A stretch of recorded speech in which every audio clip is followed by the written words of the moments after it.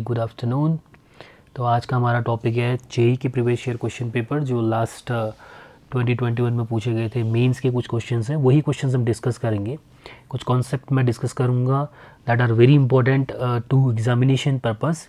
This is mainly on physics, तो physics से related questions ही हम डिस्कस करेंगे इस वाले वीडियो में। Let's get started. The question is that in a typical combustion engine the work done by a gas molecule is given by W equals to work done is equals to alpha square beta e to the power minus beta x square upon kt, where x is the displacement and k is the Boltzmann constant, t is the temperature. If alpha and beta are constant, dimension of alpha will be, तो alpha की dimension हमें calculate करनी। This is from dimensional analysis. This is very important chapter and topic। ठीक, फिर वो चाहे JEE के point of view से हो, चाहे वो नीट के पॉइंट ऑफ व्यू से हो, चाहे और फर्दर एग्जामिनेशन जैसे CUET common entrance examination for BSc। Correct, let's start. We know that we have two sides, one W work done, this is work done by a gas molecule is equal to alpha square beta e to the power minus beta x square upon kt, ऐसा given है। ठीक है, तो हमें dimension निकालनी है। किसकी dimension निकालनी है? अल्फा की डायमेंशन हमें फाइंड आउट करनी है। ओके, तो जब भी इस तरह की क्वेश्चंस आपको मिलते हैं, सबसे पहले आप ये देखो कि सामने क्या है। ठीक है, तो लेफ्ट हैंड साइड की जो डायमेंशन होगी, लेफ्ट हैंड साइड की डायमेंशन क्या होगी? वर्क की, this is nothing but ml2t-2। Correct. अब राइट हैंड साइड में क्या होगा? राइट हैंड साइड में अल्फा स्क्वायर बीटा इसकी dimension and this is exponential function. ठीक है, तो एक्सपोनेंशियल फंक्शन क्या होता है? आपका डायमेंशनलेस क्वांटिटी होती है। करेक्ट। अगर ये डायमेंशनलेस क्वांटिटी होगी दैट मीन्स इसकी पावर जो है, देखो e to the power minus beta x square upon K T, ये भी क्या होगा? डायमेंशनलेस क्वांटिटी हो। ओके, अगर ये dimensionless quantity that means dimension of beta x square is equal to dimension of K T. ठीक है, जब दोनों की डायमेंशन इक्वल होगी तो दोनों कैंसिल आउट होंगे, तो ई डी टू पावर क्या हो जाएगी? आपकी डायमेंशनलेस क्वांटिटी हो जाएगी। Okay, beta x square is equal to K T. What is K T? K T, this is comes from gas equation PV is equal to nRT।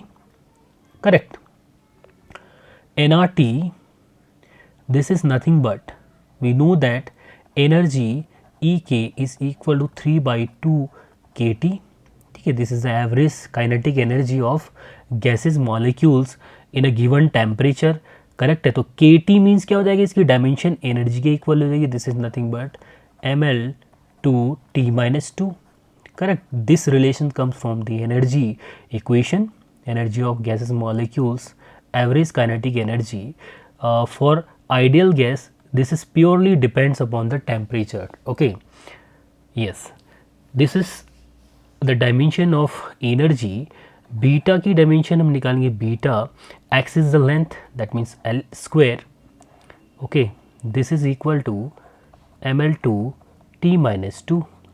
Correct, तो यहाँ से हम क्या निकालेंगे? बीटा की डायमेंशन निकालेंगे। बीटा की डायमेंशन कैसे निकलेगी? This is dimension of beta is nothing but this is m to the power 1 and t to the power -2। Correct, L square से इसकी डायमेंशन ये कैंसिल होगी, बच गया कितना? mt-2। Correct, from equation, given equation, this is the given equation, तो इसकी dimension, तो डायमेंशनलेस क्वांटिटी है तो इसकी डायमेंशन इसके इक्वल हो जाएगी। ठीक है, correct, this is nothing but alpha square beta, this is equal to ml2t-2। Correct, the dimension of beta is nothing but alpha square, beta की डायमेंशन कहते हैं mt-2। Okay, this is nothing but this is equal to ml2t-2। दोनों को compare कर लेंगे। Compare करने के बाद अल्फा की डायमेंशन क्या है? अल्फा स्क्वायर की डायमेंशन क्या है? This is alpha square, this is nothing but m to the power 0, okay, l to the power 2, t to the power 0. Yes, then dimension of alpha is nothing but m0 l t0. The dimension of alpha, this is nothing but m0 l t0. A is the correct option. Okay okay, बस compare करना था, compare करके हम easily calculate कर लेंगे. ये JEE का question था और ये काफ़ी इंपॉर्टेंट है और फर्दर एग्जामिनेशन के लिए, ठीक है, जो कॉमन एंट्रेंस एग्जामिनेशन होते हैं और आपका नीट का भी, नीट के पॉइंट ऑफ व्यू से भी काफ़ी इंपॉर्टेंट है. बस एक चीज़ आपको ध्यान में रखनी है कि जो एक्सपोनेंशियल होगा, एक्सपोनेंशियल गिव्स ए नंबर और कांस्टेंट क्या होती है आपकी, डायमेंशनलेस क्वांटिटी होती है. Okay okay, next question is from one dimensional motion.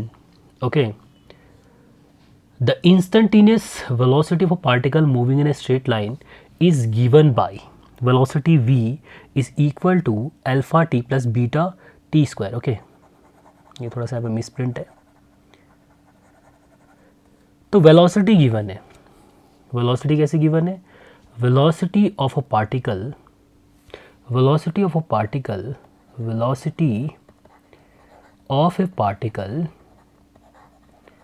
of a particle v is equal to alpha t plus beta t square. ये given है. Okay, where alpha, this is alpha are constant, alpha and beta are constant. The distance traveled by the particle between 1 and 2 second is, तो 1 और 2 second time interval given है. t1 is equal to 1 second and t2 is equal to 2 second. Okay, तो इसके बीच में वो particle कितनी distance travel करेगा वो हमें फाइंड आउट करनी है. ठीक है, सबसे पहले हम ये चेक करेंगे कि ये जो वेलोसिटी है, वेलोसिटी कांस्टेंट वेलोसिटी और वेरिएबल वेलोसिटी है. If v is depending upon time, that means velocity is variable in nature. Okay, we know that velocity is given as rate of change of distance, and this is nothing but alpha t plus beta t square. ये आ गया. ठीक है, distance निकालना, ds is equal to alpha t plus beta t square into dt. The distance can be calculated by integrating this equation. The lower limit is 1, the upper limit is 2. ठीक है, तो किसके respect में integrate कर रहा हूँ? Time के respect में. ठीक, करेक्ट. तो टाइम, इनिशियल टाइम गिवन है एंड फाइनल टाइम गिवन है. Okay, we know that x to the power m dx integration, this is nothing but x to the power m plus 1 upon m plus 1. तो इसी को हम use करेंगे. Correct. Okay, this is nothing but alpha t square upon 2, the power is 1, and here we have beta t to the power 3 upon 3. lower limit is 1 and upper limit is 2. okay, सबसे पहले upper limit set करेंगे, उसके बाद lower limit. that means alpha 2 square upon 2 plus beta 2 to the power 3 upon 3 minus alpha 1 square upon 2 plus beta 1 whole cube upon 3. तो इसको solve करने के बाद क्या आ जाएगा? This is nothing but 4 times alpha upon 2 plus 8 beta upon 3 minus alpha by 2 minus beta by 3.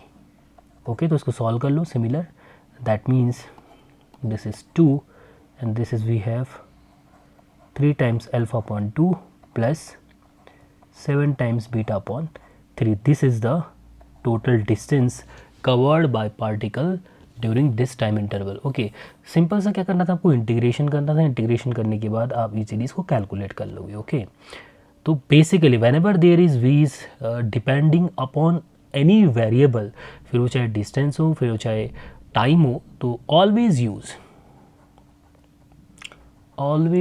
Use integration method to calculate distance. okay, if v is variable. Okay, तो variable होगा तो हम इसलिए इससे कैलकुलेट करेंगे। ओके, फिर next video में मिलते हैं और तब तक के लिए बाय।